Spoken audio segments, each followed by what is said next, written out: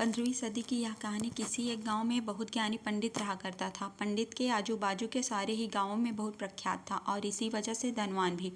पंडित का परिवार ज़्यादा बड़ा नहीं था। पंडित अपनी पत्नी के साथ अपने बहुत बड़े घर में अकेला रहता था, क्योंकि पंडित को कोई बेटा नहीं था। एक बेटी थी जिसका विवाह पास के गाँव वाले एक श्रीमंत लड़के से हो चुका था।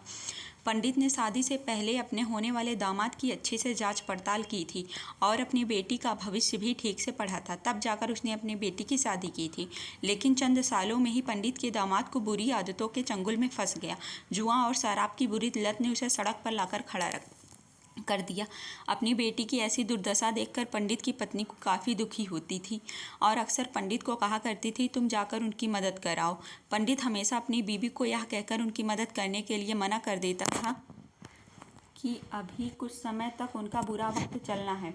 हम चाहे कितनी भी कोशिश कर ले, जो उनके नसीब में नहीं है वह उन्हें नहीं मिल पाएगा। पंडित की ऐसी बातों से पत्नी काफ़ी दुखी हो जाया करती थी और मन ही मन सोचती थी कि कैसा स्वार्थी पिता है, अपनी बेटी के इतने कष्टों में देखकर भी उसकी मदद करने के लिए मना करता है।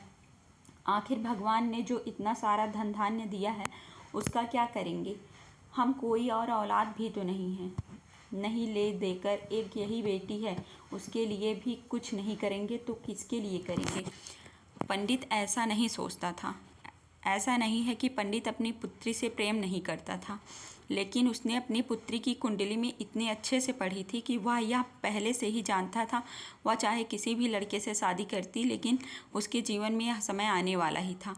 बिना इसे भुगते उसे छुटकारा नहीं मिलने वाला था।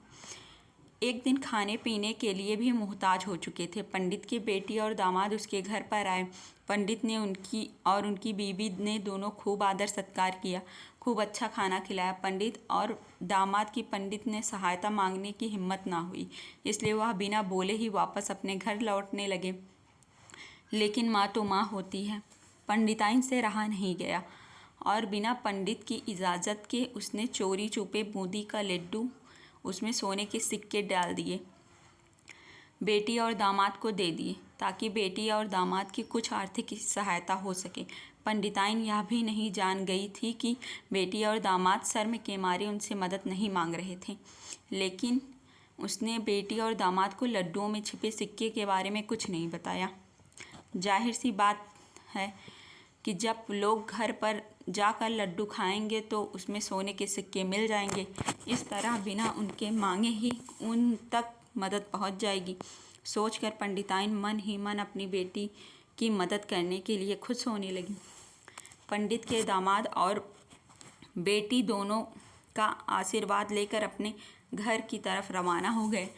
उन दिनों गाड़ियाँ तो होती नहीं थी, घोड़ा गाड़ी या बैलगाड़ी चलती थी। पैसे ना होते और चीज़ की लेन देन से भी व्यवहार होता था। बेटी और दामाद गांव के पंडित के घर के कोसों दूर था, फिर भी पैसे की कमी के चलते वह चलकर अपने गांव की तरफ निकल पड़े। थोड़ी दूर ही चले थे कि पंडित की बेटी के पैर में मोच आ गई और उसको चलना मुश्किल हो गया। पंडित के दामाद ने जब देखा कि उसकी बीवी अब बिल्कुल चलने में सक्षम नहीं है, तो उसने एक टांगा अपने घर तक किराए पर ले लिया। दोनों पति पत्नी टांगे पर बैठकर घर पहुंच गए, लेकिन टांगे वालों को देने के लिए उनके पास पैसे नहीं थे। इसलिए पंडिताइन ने जो बूंदी के लड्डू दिए थे उन्हें, वो किराए के तौर पर उस टांगे वाले को दे दिया। टांगे वाले ने बूंदी के लड्डू को लेकर वहां से चला गया। टांगे वाले ने अपने घर की तरफ जा रहा था, तब उसे एक हलवाई की दुकान दिखी। उसने सोचा कि थोड़े से बूंदी के लड्डू मेरे घर पर लोगों की पेट थोड़ी भरने वाला है, इससे अच्छा मैं बूंदी के लड्डुओं को बेचकर कुछ चावल खरीद लेता हूँ। टांगे वाले ने उस बूंदी के लड्डू से हलवाई को बेच दिया। जिस गांव में हलवाई रहता था, उसी गांव में एक आदमी ने अपने घर पर पूजा रखी थी। उसी पंडित को पूजा के लिए बुलवाया था। पूजा में लगने वाले प्रसाद उस आदमी के हलवाई से बूंदी के लड्डू लिए जहाँ पर टांगे वाले ने बेचे थे। हलवाई ने भी उस आदमी को टांगे वाले से खरीदे हुए लड्डू पहले ही दिए ताकि ख़राब ना हो जाए, क्योंकि वह नहीं जानता था लड्डू कब बने। पूजा खत्म होने पर दक्षिणा और बूंदी के लड्डू लेकर जब पंडित अपने घर आया तो खाने बैठा तो प्रसाद में लाए बूंदी के लड्डू खाते वक्त सोने का सिक्का निकला। इस घटना को देखकर पंडिताइन की आंखों में आंसू बहने लगे।